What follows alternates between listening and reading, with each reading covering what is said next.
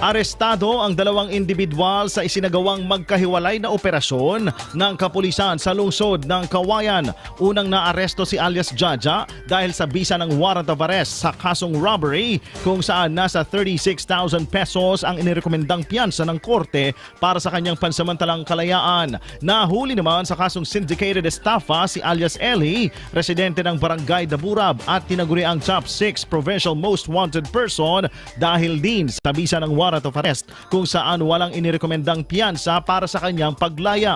Isinagawa ang operasyon kahapon unang araw ng Hulyo ng pinagsanib ng puwersa ng Kawayan Police Station, Provincial Investigation and Detective Management Unit, Isabela Police Provincial Office, 2nd Isabela Provincial Mobile Force Company at iba pa. Matapos ang operasyon, dinala ang mga akusado sa himpilan ng Kawayan Police Station para sa karagdagang dokumentasyon. IFM News.